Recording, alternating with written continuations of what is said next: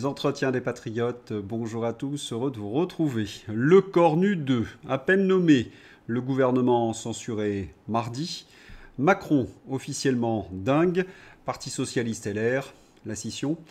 Avant de traiter ces informations et beaucoup d'autres, vous connaissez la coutume sur cette chaîne, je commence toujours mon entretien par remercier ceux qui m'ont permis justement de le produire, car ils m'ont financé à l'aide des merci rémunérateurs. Et aujourd'hui sont à l'honneur des fidèles parmi les fidèles Yann Penaud, Monique Montagnan, Philippe Bohen, Gallo Pification et Marie du 21. Merci à eux du fond du cœur. Et puis je tenais à vous remercier pour votre soutien indéfectible. Oui, il faut aider la réinformation en ces temps de graves menaces sur la liberté d'expression. Alors comment faire? Eh bien c'est simple, il suffit de lever le petit pouce, écrire de gentils messages, diffuser sur d'autres réseaux sociaux. Et puis surtout, n'oubliez pas d'activer la cloche notification. Vendredi 10 octobre, Le Cornu succède à Le Cornu à Matignon. Comme nous l'avions annoncé dans mon dernier entretien, c'est bien Le Cornu qui est renommé à Matignon. On s'en doutait, connaissant la perversité du poudré. Cela devenait une évidence, son jeu était transparent. Pensez, renommer celui qui avait déjà échoué 2 fois, renommer le plus illégitime de tous, renommer celui qui avait affirmé ne plus vouloir être Premier ministre. Même en cas de succès de ces négociations, Sébastien Lecornu ne souhaite pas être renommé Premier ministre. Sébastien Lecornu, renommé Premier ministre à Matignon. Et comme je disais vendredi, c'est un véritable crachat sur nos institutions, sur nos visages. C'est signé Emmanuel Macron. Récapitulons. Imagine que Macron nomme un Premier ministre qui met 26 jours à former un gouvernement, qui tombe au bout de 12 heures. Imagine que Macron lui confie ensuite une mission de 48 heures pour trouver une solution et qu'au bout de ce délai, aucune solution n'est trouvée. Imagine que 48 heures après Macron renomme Premier ministre Lecornu II, qui a mis 26 jours à former un gouvernement qui fut le plus court de l'histoire de France et qui a ensuite échoué à trouver une solution pour la suite. Non, je plaisante, mais imagine quand même, Emmanuel Macron reconduit donc Lecornu pour un mandat plus périlleux que jamais. Vous auriez dû voir les visages des journalistes qui ont appris que Sébastien Lecornu était nommé pour la seconde fois. Il y a eu comme une sorte d'ébahissement. Alors les plus macronards d'entre eux sont même allés jusqu'à dire que c'était une provocation. Une provocation, mais quel est le message qu'il nous envoie à Manu? Bon, je pense que c'est clair. Et pour ceux qui ont retourné leur veste, c'est la consternation. Est-il fou? Est-ce un coup d'État? Marianne a eu un mot assez juste. Le forcené de l'Élysée. Ce type est cinglé et machiavélique. C'est fascinant. Après 8 ans de Macron, les journalistes ont enfin ouvert les yeux. Après toutes ces petites phrases débiles au quotidien, sa politique destructrice, son obstination à répéter toujours les mêmes erreurs, à nous faire honte à l'étranger, après Benalla, Alstom, McKinsey, Uber, Nestlé, les Gilets jaunes, la pandémie, le pass sanitaire, la guerre en Ukraine, et je ne peux pas tout nommer tellement la liste est longue. Et les mensonges au quotidien, les manipulations lourdes, les narratifs. Macron, on croit qu'il a compris, eh bien non, il se venge bassement, il fait exactement l'inverse de ce qu'on attend. Et pourtant, tout semblait limpide dès le début, dès 2017. Cela fait 8 ans qu'on explique aux journalistes qu'on a affaire à un dingue. Et voici pourquoi. Je viens de terminer la lecture du 2e volet. J'en reviens à un élément confirmé par les 3 journalistes du Monde, qui est, semble-t-il, passé inaperçu lorsqu'Emmanuel Macron rencontre Brigitte. Il avait 14 ans et elle 39. Selon la fable macroniste, selon les mensonges des macronards, il en avait 16.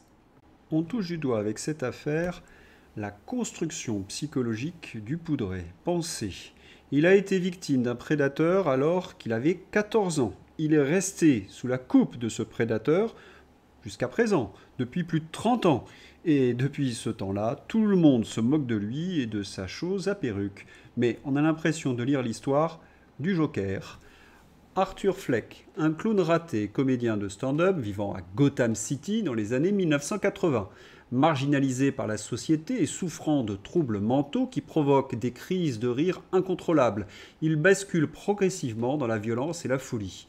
Après avoir été agressé, il commet ses premiers meurtres inspirant une révolte sociale. Son parcours le pousse à devenir le Joker, Une figure iconique et dangereuse qui finit par tuer l'animateur Murray Franklin en direct sur son plateau de télévisé. Un geste qui le sacre, symbole de la rébellion. J'entends des voix qui me disent « Mais tout ça, c'est du cinéma, ça n'a rien à voir !» Oui, du cinéma, mais ouvrez une seconde un livre de psychiatrie, de psychologie, et vous trouverez ce genre de scénario expliqué et expliqué. C'est l'adolescent abusé qui n'a pas pu se reconstruire et qui devient, comment appelle-t-on cela déjà, un psychopathe, dans le sens médical bien sûr.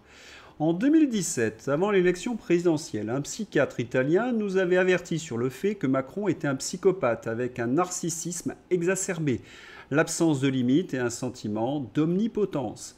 Nous avions, avec d'autres twittos, diffusé cette vidéo avant la présidentielle pour avertir. Les faits ont confirmé l'analyse d'Adriano Segatori et la période actuelle est l'aboutissement de la mégalomanie du forcené de l'Élysée.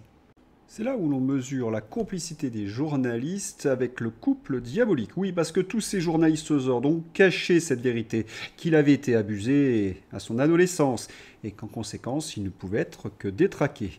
Qui aurait voté pour un psychopathe ? Et ce diagnostic, d'ailleurs, est confirmé par tous, et particulièrement par ceux qui le connaissent. D'être sous la lumière des projecteurs. Et là, il l'était plus, il l'était moins. Alors il faut qu'il revienne. Ce sont les grandes cérémonies. C'est, j'envoie quelque chose à 2 h du matin pour faire monter la tension, pour faire. C'est un peu des gamineries. Hein. C'est un peu celui qui change. Et il y a également ceci. Macron est tellement convaincu d'être supérieurement intelligent qu'il ne comprend pas que tout ne soit pas derrière lui comme un seul homme. Cela le met dans une rage et dans un enfermement. C'est exactement ce qu'expliquait le docteur Segatori. Il est de plus en plus autoritaire et sec, constate un des conseillers du Poudré. Ceux qui osent encore le contredire sont rares. On ne compte plus les ministres et élus de son camp à lâcher comme une banalité. Il est devenu dingue. Devenu parce qu'avant, il ne l'était pas. Ils ne sont pas très lucides, les macronards, mais en même temps, ils ont été choisis par le Poudré. Et comme le disait le docteur Segatori, un psychopathe, c'est quelqu'un de très dangereux. Il est manifestement certain que le président veut que le pays s'effondre. Laure Lavalette réagissait à la nomination de Sébastien Lecornu. Hélas, et cela fait 8 ans que cela dure, Emmanuel Macron prend la France en otage. Il est le principal responsable de la crise politique. Il a perdu 3 élections consécutives. 70% des Français veulent le voir partir. Il sert les intérêts essentiellement de Washington et ceux de Bruxelles avant ceux de la France. Sa politique néolibérale a désindustrialisé, fourvoyé et ruiné la France. Il joue la carte de la guerre face à la Russie avec ses amis, tout autant détestés dans leur pays, Starmer, Merz, Pustula. Il reçoit avec Millet le prix du Global Citizen de l'Atlantic Council des mains du PDG de BlackRock, Larry Fink, qui veut s'accaparer nos retraites et notre sécurité sociale. Il ne reçoit ni la France insoumise ni le Rassemblement national à l'Élysée le vendredi 10 octobre et envoie donc promener 50% des électeurs de France. Ah, c'est le fameux scénario d'Emmanuel Macron. Macron estime qu'il y a un chemin possible pour éviter la dissolution. Attitude typique de ce genre de psychologie. Détruire, gesticuler pour désigner des coupables du désastre les partis, prendre tout le monde à témoin qu'il est le seul qui trouve des solutions, humilier ceux qui ont eu l'orgueil de croire qu'il les écoutait, tenter de les diviser, détruire ce qui reste à détruire et accuser les coupables désignés. Point numéro 2, c'est-à-dire gesticuler pour désigner des coupables du désastre. Bien vu Paul-Antoine Martin, mais c'est d'une telle évidence. Il nous refait le coup à chaque fois. Oui, c'est un invariant du Poudré, il n'assume pas ses échecs. D'ailleurs, son bilan est tellement effroyable que plus personne ne voudra bientôt l'assumer. Idriss, dans 1 an, les macronistes n'assumeront plus rien. Ces tiédasses qui ont ravagé la France, vendu ses industries, massacré ses PME, liquidé ses libertés chéries et surendetté de 1100 milliards vous diront qu'ils auront toujours été des résistants ou mieux, des complotistes. C'est fou par ailleurs le nombre de complotistes de la dernière heure qui fréquentent désormais les plateaux de télévision. Le gouvernement Lecornu 2 est donc un énorme scandale et les partis parlent de le censurer. Sébastien Lecornu menace de démissionner à nouveau si les conditions ne sont pas de nouveau remplies. Mais c'est un running gag, ils ont transformé notre pays en farce géante. François Asselineau. Le Cornu envisage de redémissionner. Il l'a déclaré ce soir en réalisant soudain que quasiment aucun parti ne veut s'embarquer sur le Titanic Macron. Même horizon, UDI, Lyot et Modem se défilent. Quant à Macron, il s'en va parader en Égypte en laissant le Cornu mijoter dans, comment dirais-je, la fosse à Purin. On reprend. Macron est considéré à peu près par tout le monde comme un dingue, son bilan est effroyable et son petit jeu est connu de tous. Mais qui peut encore vouloir le rejoindre? Une réponse avec Arthur de Vatrigan. C'est juste c'est la petite caste qui veut garder son petit strapontin, sa petite minable étiquette et ses petites indemnités mesquines. Et donc ils sont prêts à tout, alors même à s'asseoir sur la ligne rouge, par exemple la réforme des retraites, ou se draper dans des valeurs aussi épaisses qu'un papier toilette. On peut penser au LR ou M. Jeanbrun. Oui, qu'Emmanuel Macron soit un manipulateur qui s'épanouit dans les crises et jouit du chaos, je crois que tout le monde l'a compris. Mais que des élus jouent son jeu uniquement pour leurs petits intérêts personnels, c'est à vomir. Mais qui donc? Allons du côté des LR. Oui, les LR sont au bord de l'implosion. Bruno Retailleau a reproché à Vincent Jeanbrun d'avoir accueilli le Cornu. Jeanbrun à ce sujet. J'ai été choqué, ce qui s'est passé ce matin, c'est digne de l'URSS. On va devoir dire les choses à Bruno Retailleau, c'est honteux. Tiens, alerte info, le Cornu 2. Durant le bureau politique des LR, des tensions et des saignes dignes de amour, gloire et beauté. Des cris et des insultes ont eu lieu. Je t'emmerde, a déclaré Julien Aubert, vice-président des LR, à Jean-Pierre Tate, député LR de la Loire.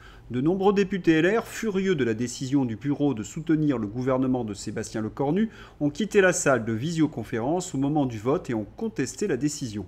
Plusieurs d'entre eux réclament de consulter le plus rapidement possible les militants par un sondage afin de prendre une décision démocratique.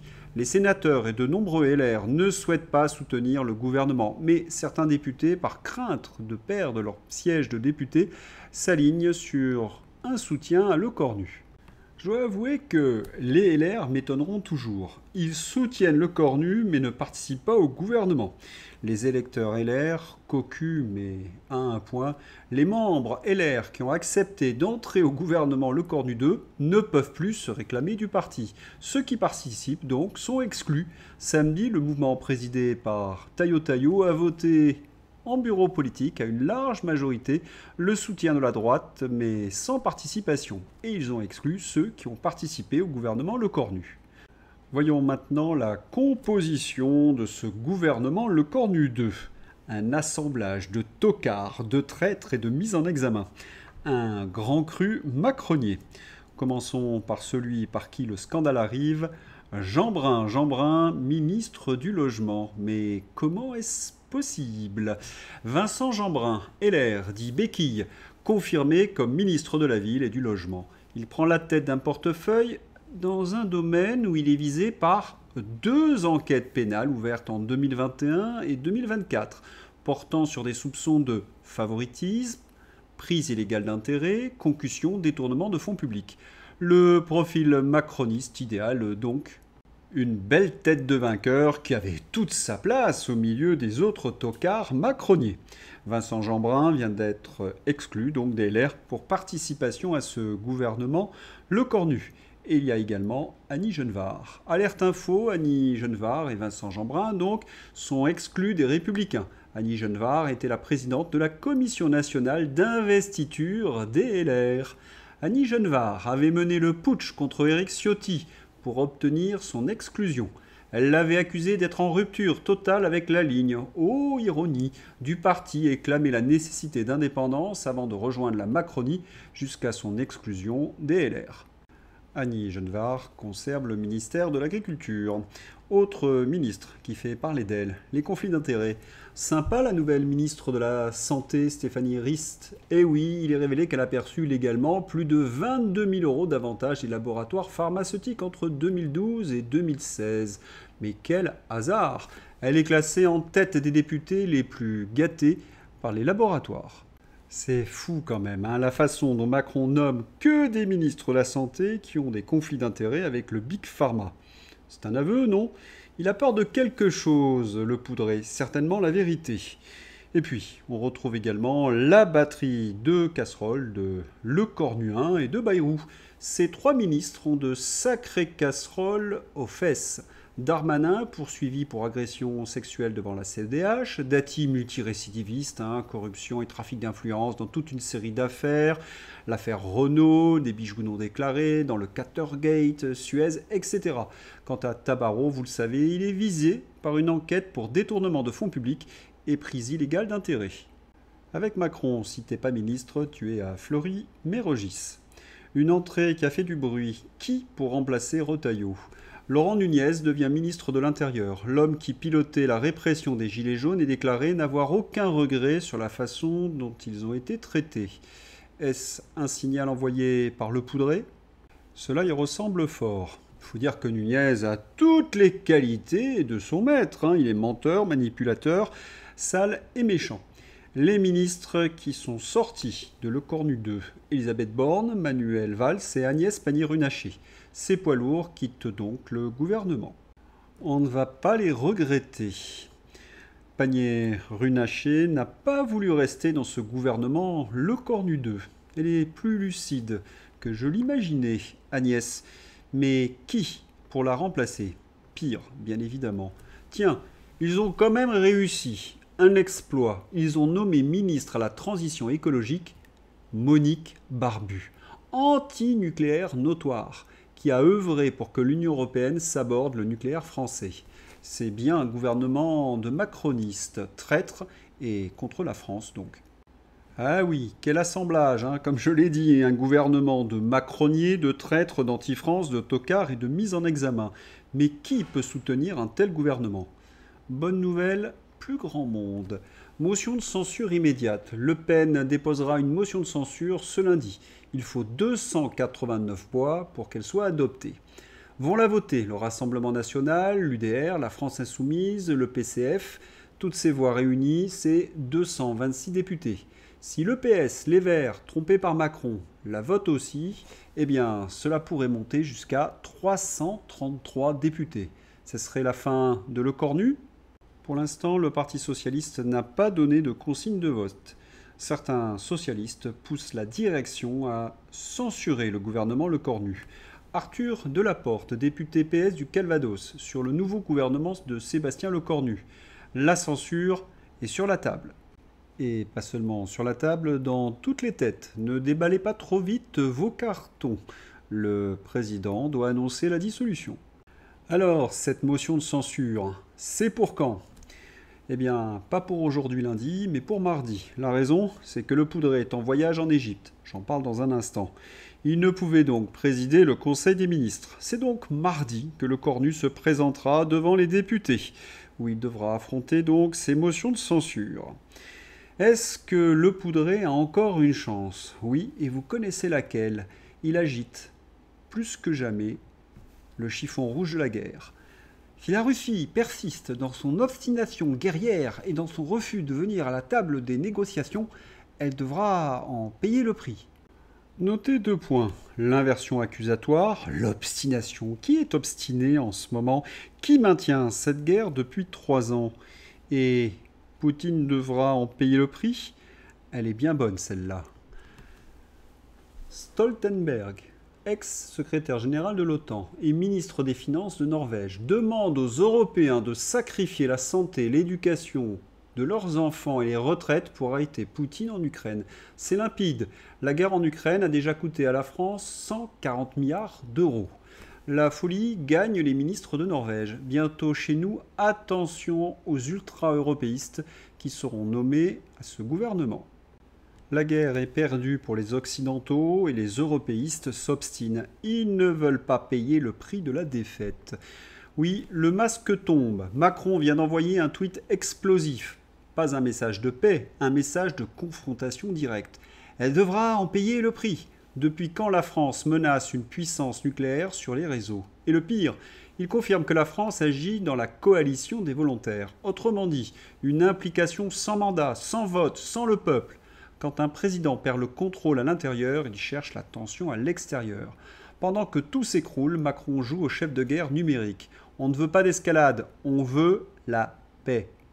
Et comme toujours, les larbins du poudré s'agitent sur les réseaux sociaux. Brice Couturier, un des pires. Tant qu'Emmanuel Macron reste à l'Elysée, notre pays continuera à soutenir la lutte des Ukrainiens pour leur souveraineté et leur ancrage européen. Mais si le RN gagne la présidentielle, le basculement dans le camp russe ne fait guère de doute. Le vieux tropisme collabo, ce sont les mêmes qui soutiennent un gouvernement de bandéristes. Mais quel est ton secret, Brice Couturier? Chacun de tes tweets est un régal de sottises. Le mec maintenant va nous dire qu'il ne faut pas dissoudre à cause de l'Ukraine? On a très bien compris la manœuvre. Philippe de Villiers. On va à la guerre. Il veut nous emmener à la guerre avec la Russie. Et pourquoi? Parce que avec la guerre, il va changer de cible, changer de sujet. Voilà, Macron veut détourner le regard des Français des sujets essentiels pour qu'on ne voit plus son bilan effroyable. Et vous le savez, il a des complices à l'intérieur de l'Union européenne. Viktor Orban sonne l'alarme. Les services secrets ukrainiens mèneraient des opérations d'ingérence en Hongrie. Infiltration d'un parti pro-Kiev, influence sur les milieux intellectuels, tentative de sabotage. Les Ukrainiens veulent changer le pouvoir à Budapest pour entraîner l'Europe dans la guerre, prévient Orban. Et depuis un mois, la presse accuse la Russie d'agression afin de préparer les Européens peut-être au pire. Souvenez-vous, le GPS brouillé de pustulats, fake news, drone sur la Pologne, drone sur le Danemark, et puis l'épisode grotesque du pétrolier. Et à chaque fois, ce sont des fake news.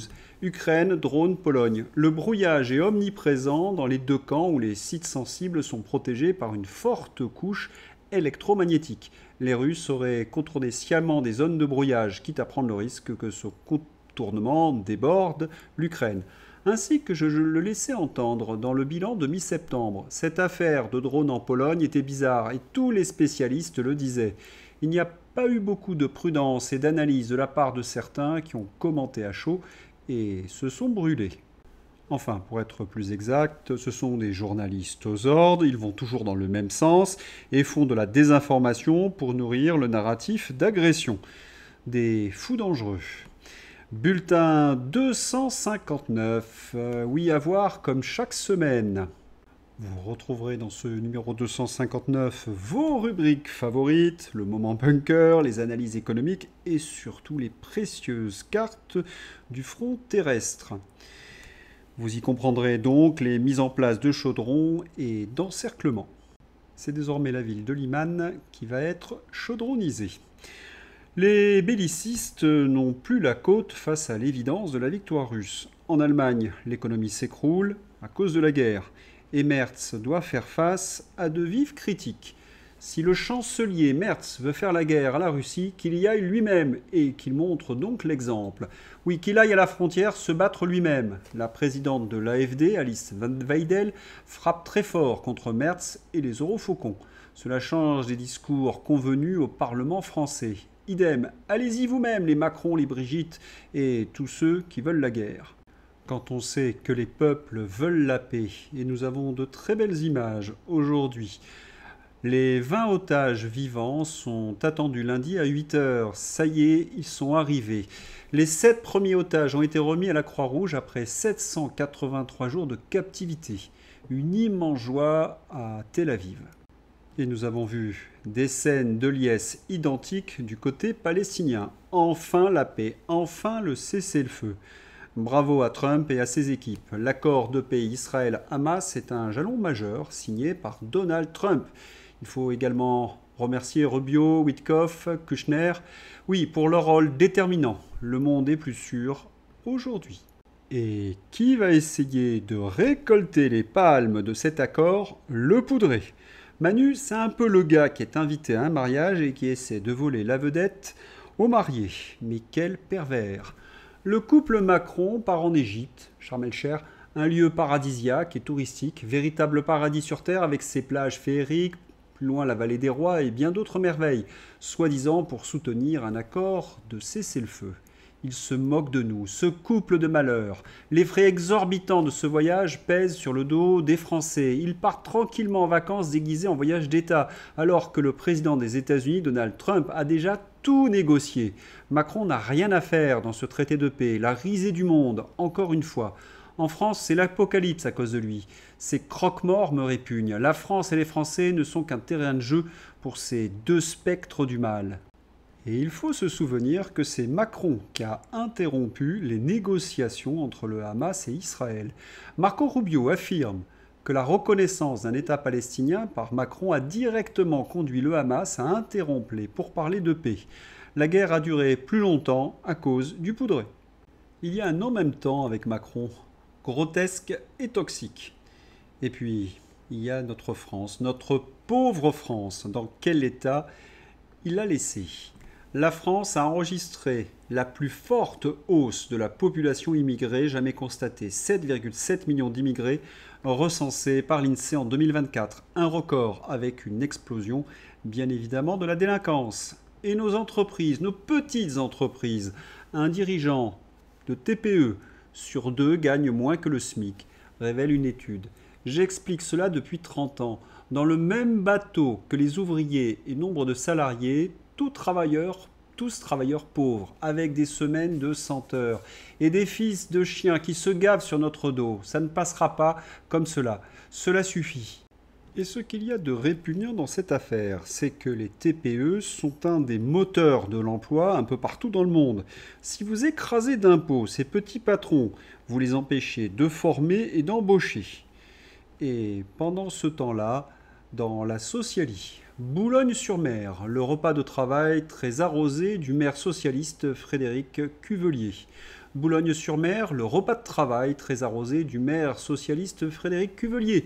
Facture réglée par la mairie, 103 € pour 2 personnes, comprenant une bouteille de vin, 3 verres supplémentaires et un whisky.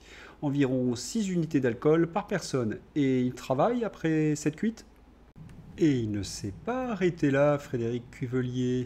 Pour vous donner une illustration simple, en un gueuleton à 1 500 €, le maire Cuvelier engloutit la valeur de la taxe foncière payée par une famille propriétaire d'un appartement de 100 mètres carrés environ et qui a sûrement durement travaillé afin de pouvoir s'en acquitter. Franchement, la deuxième ville la plus pauvre de France peut-elle se permettre de claquer 1 445 € de traiteur pour 12 personnes juste pour recevoir le nouveau préfet ? En même temps, l'exemple vient de plus haut, la direction du Parti socialiste. Avant la réunion avec Macron, toute la gauche, sans LFI, s'est réunie en secret. L'escrologiste Marine Tondelier, le communiste Fabien Roussel et le socialiste Olivier Faure sont allés déjeuner dans un restaurant baptisé Matignon, où la sole meunière est à 90 € pièce. Les Ewoks font une dernière note de frais avant le rendez-vous à l'Étoile Noire.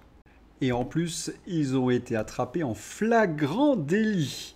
On les sentait pas très fiers, les socialistes. Il suffisait de voir leurs mines fermées, déconfites. Faure, Vallaud, Roussel et Tondelier. Bonne nouvelle ce week-end, l'élection du député UDR Pierre-Henri Carbonel. Résultat définitif dans le Tarn-et-Garonne. Le candidat UDR, soutenu par le Rassemblement national, Pierre-Henri Carbonel, l'emporte avec 52,3% des voix contre 47,7% contre la candidate socialiste soutenue par le Nouveau Front Populaire, par les macronistes au second tour. Sale temps pour les castors. Il ne faudrait pas oublier que ce candidat a reçu le soutien de certains élus LR. C'est une très bonne nouvelle. Car quand on s'unit, on gagne. Et on gagne dans une circonscription qui était autrefois un bastion de la gauche socialiste. Et à droite, il se dessine un programme. La droite se recompose aujourd'hui à travers un programme commun. Stopper l'immigration massive, la submersion migratoire. Stopper la contre-conquête fanatique. Défiscaliser radicalement.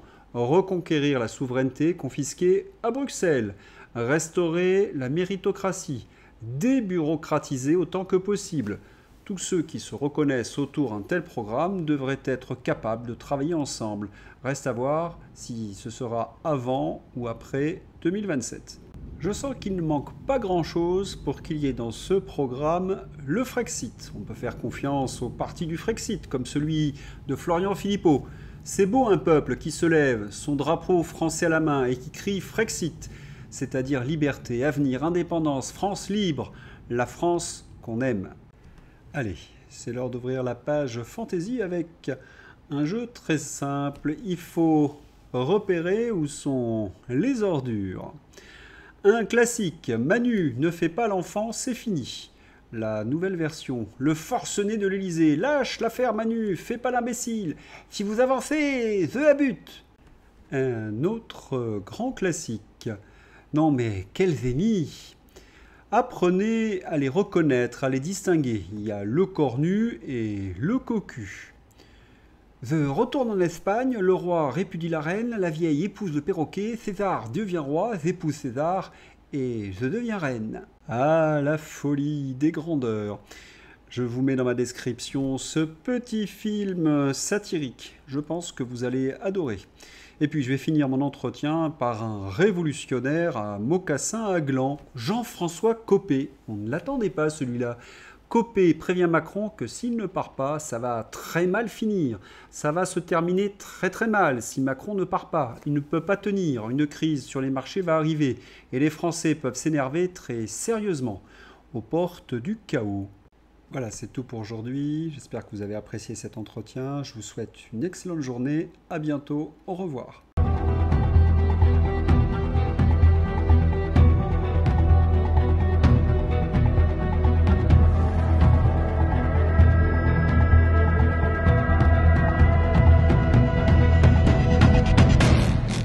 Bye.